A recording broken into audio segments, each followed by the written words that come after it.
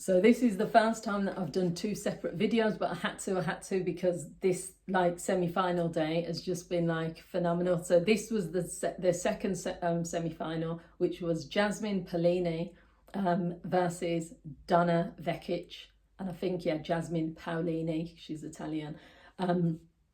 This game just started from the beginning with both of them coming out hard. Vekic was playing with more aggression and determination, but Jasmine Paolini, she's just fantastic. I just really like her. I like her energy. I like just, she's good for the game. I know that there's lots of like young players that are making tennis more appealing like for the game, but she's just, I just love the way, I love her attitude, and I'm going to actually do a separate video about her, just this whole idea of positive mental attitude.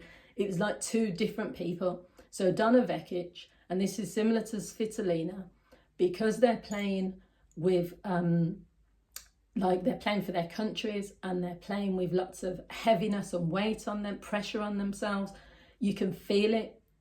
You know, Svitolina, she always talks about like playing for Ukraine, and she's got this heaviness. Now it can work sometimes in some ways, but it can work against you. So with Donna Vekic, she was like burdened down with so much emotion that because she's been in 43 Grand Slams and never won any of them, that was the thing that was hindering her today, because she played better. Even the commentator said she played better. I was sat there thinking she's going to win. But when she started getting really emotional, she literally was sobbing on there, and because that was just overwhelming. It was too much pressure. So anyway, Vekic went up 4-2 and took the first set. It only took her 35 minutes. Then Paolini was playing cautiously, to me, tentatively, not as aggressive as she has been in previous matches. I was thinking, where is she? What's going on? Then out of nowhere, because again, I was doing bits of work, so looking up at the screen thinking, what's going on here? Then Paolini just like kind of just came out of nowhere and just started playing the best tennis like I've seen in ages. This was one of the best matches as well. And then she took the second set. She worked for it. Then in the third set, Vekic won. And then in the fourth set, it was a tie break. So this was the crucial moment, I'd say, the tie break, because both of them were playing their heart set. There was loads of points where it was just 1 point each, 1 set each. It was equal throughout most of the game, and that's why both of them were just going for it. The issue was that one was playing with a different attitude. So with Paolini, she would miss, a shot, and she would still be smiling. She would miss a shot, and she would still be walking with that energy. She'd still have that positive mental attitude. She never thought for 1 minute that she was going to lose. She was playing as though, like, I don't care what happens, I'm going out there to win. Whereas Vekic started falling apart emotionally because she was so pent up with this idea that I have to win this Grand Slam. I've never come as far as this. She did what Ons Jabeur did a few years ago. Ons Jabeur had the ability, but she was just so like filling with this idea that I'm the first Tunisian woman, the first African woman. I've got all that, like everyone is like put that pressure on me, that she was making errors.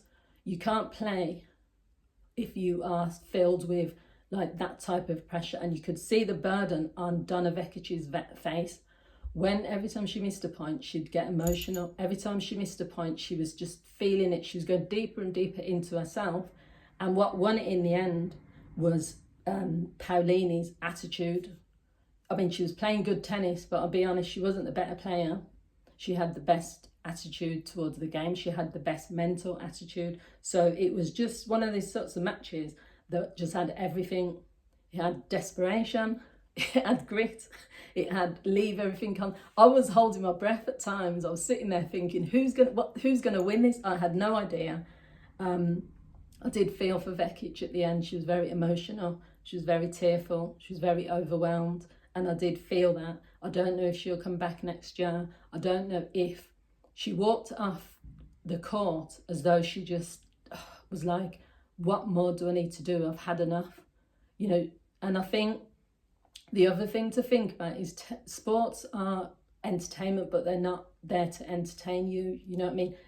They're still there to play the sport that they love. And you sometimes forget, you sometimes think, yeah, they're passionate, but it's not about saying that was an entertaining match. To me, I felt that Paolini went out there with the attitude of, if she would have lost, I think she still would have sort of smiled at the crowd and just walked off and thought, you know what, I'll come back next year.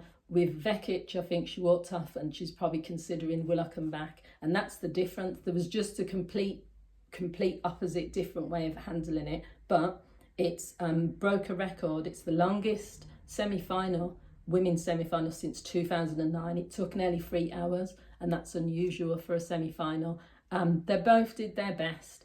I want Paolini to win and the final, but Krejcikova is probably it's gonna be tough between whoever wins. They're gonna be the 8th Wimbledon champion in the women's game. This is the difference between the men's game and the women's game, because in the men's game it's really it's only going to be Djokovic, or it could be, actually I'm saying, do you know what, we don't know who's going to be in the final yet, so I can't predict. We probably is going to be Carlos Alcaraz and Djokovic, but we don't know because they're playing tomorrow.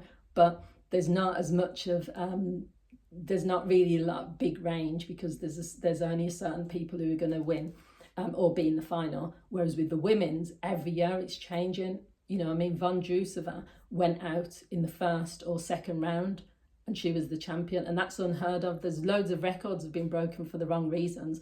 And I will make another video about, every time I switch on my computer, there's different fit laptop. There's different stories about headlines, which I've got no idea about. So what do you guys think about, what's his name? What's the guy's name? The presenter from Australia. Oh gosh, Chris.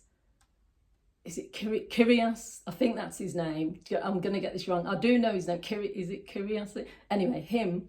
Apparently people don't like him and they're saying he's being disrespectful with his commentary. I thought he was doing really good, and apparently that's been in the papers. There's other things. So what I might do is do a separate video about that. I have done a video about controversial moments, which I'll upload at some point.